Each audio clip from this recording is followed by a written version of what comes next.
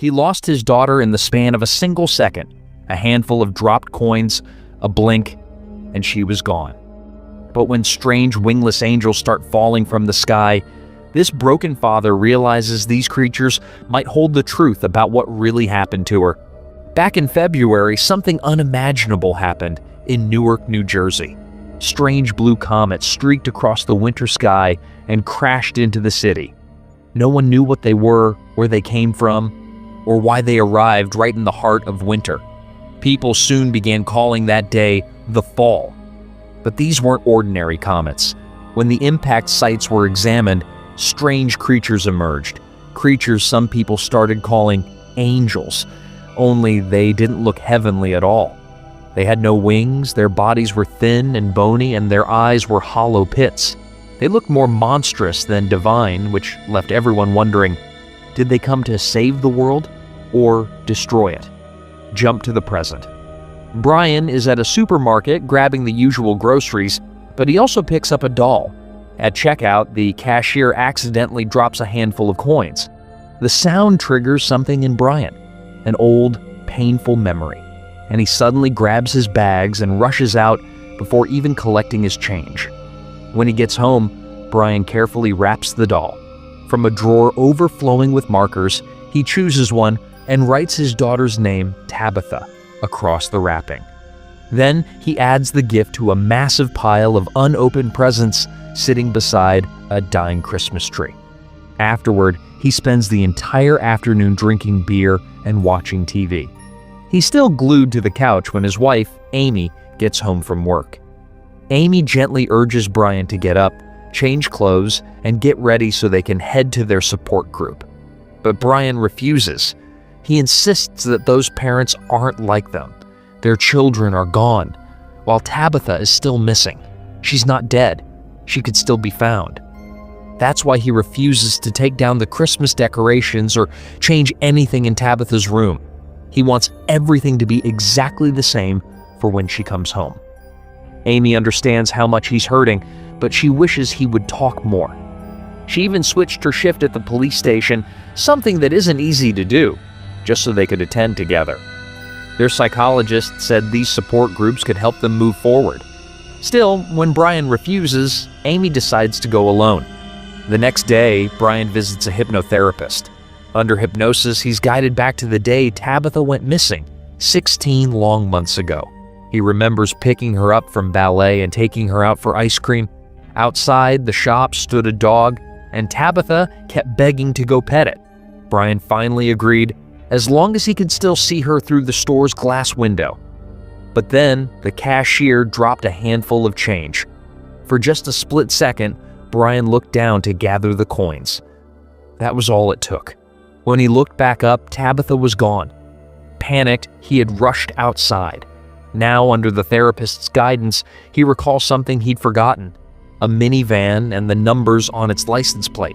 With this new detail, Brian goes to see Clayton, one of Amy's co-workers at the station.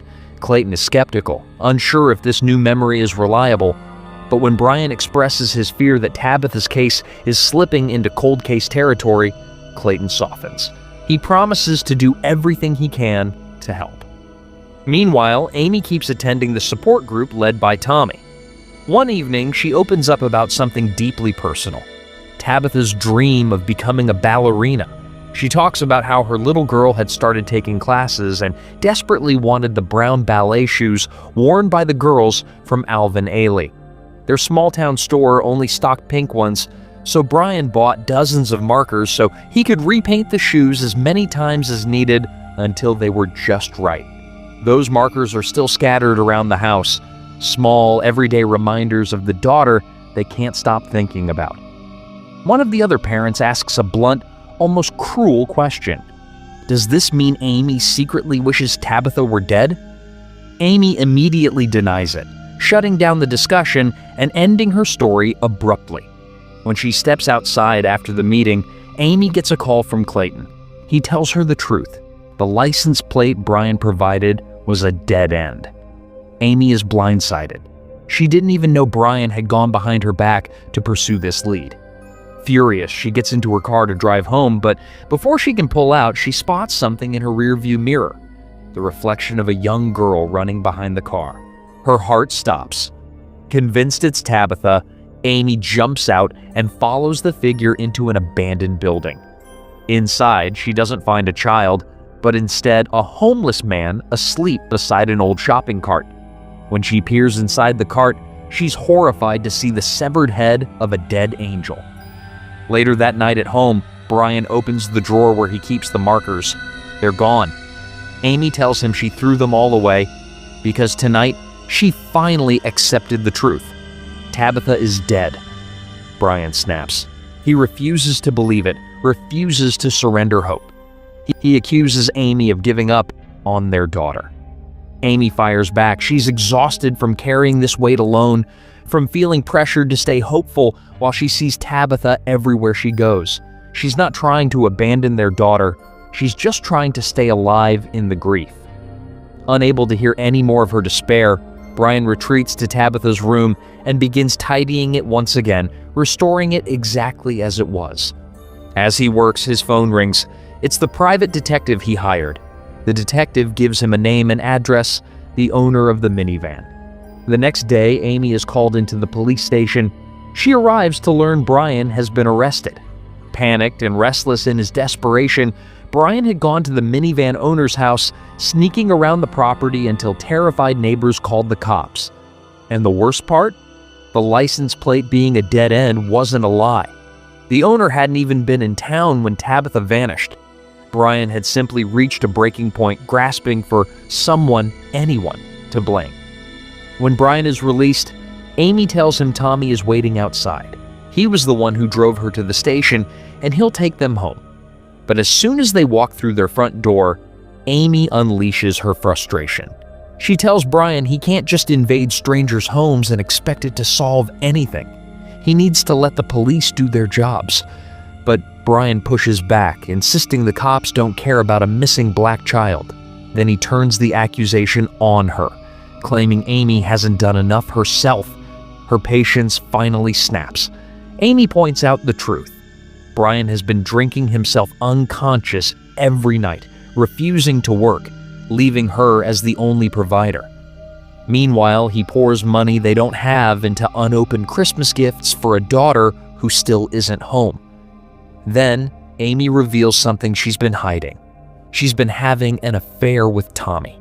She tells Brian that if he wants to save their marriage, he needs to fight for her. But Brian tells her he can't, because admitting she needs saving would mean admitting Tabitha is gone forever. Without another word, Amy goes to bed alone. Brian leaves the house and drives aimlessly. The only place still open at this hour is a rundown diner where a tired waitress named Tony is working the counter. Since Brian wants something stronger than the usual beer, Tony disappears into the back and returns with a dusty bottle of tequila from her manager's hidden stash. She pours him a shot, watching him closely. Sensing the heaviness in his eyes, she casually offers to get busy with him to help him forget whatever's weighing him down. But Brian lifts his hand and shows her his wedding ring. He's not interested. Tony smirks and asks why a married man is sitting alone doing shots at 2 a.m. Brian shoots back, wondering how someone as young as Tony has already become so cynical. Tony corrects him. She's not cynical, she's enlightened, thanks to something that happened last week. She explains that she'd been working a long shift when a crying baby pushed her nearly to the breaking point. So she stepped outside for a smoke. Out on the street, she saw a man dealing illegal substances. Desperate for anything to get her through the day, she asked him for something. Instead of drugs, he handed her something far more dangerous: pure angel blood. Apparently, people have been capturing the angels and selling their parts on the black market. Tony tried it, one drop, and instantly her senses exploded. She felt like she could see the origins of everything around her, as if the universe was unraveling in front of her eyes. It was too much. She ran to the bathroom to throw up, and when she looked in the mirror, her mouth was gone and her eyes were solid black. Even now, she believes the angel blood revealed her true nature. She calls herself a monster. Brian quietly says he's a monster too. So Tony suggests they trade stories. She begins by admitting she attends support groups for parents who've lost their kids, but in her case, she didn't lose her child. She abandoned her daughter in a burger joint. When she speaks at meetings, she pretends her daughter is dead because somehow it makes her feel better. She doesn't know where her daughter is now, and she can't go back even if she wanted to. She's been officially labeled unfit. But the worst part? She doesn't want to go back. Brian is disgusted. He can't fathom a parent voluntarily giving up a child, but then he shares his own story, how Tabitha vanished, how he'd sworn to always protect her, how all it took was looking down at a few fallen coins for her to be stolen right out of his sight. After more shots, Tony turns on the jukebox and pulls Brian onto the dance floor. For a fleeting moment, they let themselves have fun. They even drift close enough for a kiss. But suddenly, the music cuts off. Tony rushes to grab more coins from the jukebox. When she fumbles and drops them, the sharp clatter sends Brian spiraling back into his trauma. Without a word, he bolts out of the diner. Driving home, Brian suddenly sees Tabitha standing in the middle of the road. He slams the brakes and chases her into a narrow alley where he finds a trail of brown markers leading to a dumpster. Trembling, he opens it and gasps. Inside lies a wounded angel. Acting on instinct, Brian lifts the frail creature in his arms and carries it all the way home. Amy is shocked when he bursts inside with the angel, but together they gently lay it on Tabitha's bed and tend to its injury. While Brian suggests calling the police, Amy refuses. The authorities would take the angel away in a heartbeat. They both agree the world has become twisted, capturing angels, harvesting them, selling them like commodities. Brian wonders aloud if heaven is actually a dark place, some realm God forced them out of. Amy, however, believes the angel came here for them specifically. The three fall asleep in Tabitha's room. By morning, the angel is stronger, strong enough to share its blood with them. It collects a drop from its wound and places it on their tongues. Just one drop sends them into an emotional freefall. The angel blood fast forwards the process of grief, forcing them through every stage in minutes. Brian admits he doesn't know who he is without Tabitha. Amy suddenly can't stand the smell of the dying Christmas tree, so she shoves it over. She begins hurling the unopened gifts around the room. Brian has a complete breakdown, crying, collapsing, until moments later he suddenly blurts out a question: was Tommy a good affair? When Amy says yes, Brian storms out. He marches straight to the support group and punches Tommy in the face. When he returns home, Amy is smiling for the first time in ages, because for once, he's actually fighting for them. She helps him wrap his injured hand. They begin reminiscing about the night their friendship shifted into love during a movie date. Slowly, inevitably, they lean in and kiss, finally reconnecting. One thing leads to another, and they end up in the middle of the living room, rediscovering each other. The angel approaches quietly, watching them with hollow eyes, and soon its blood begins to drip from its neck onto their bodies, raining down like a blessing or a curse. Bright light engulfs them. When the light fades, Brian and Amy find themselves inside a theater. On stage, bathed in a spotlight, Tabitha performs her ballet routine for them, one final, graceful goodbye.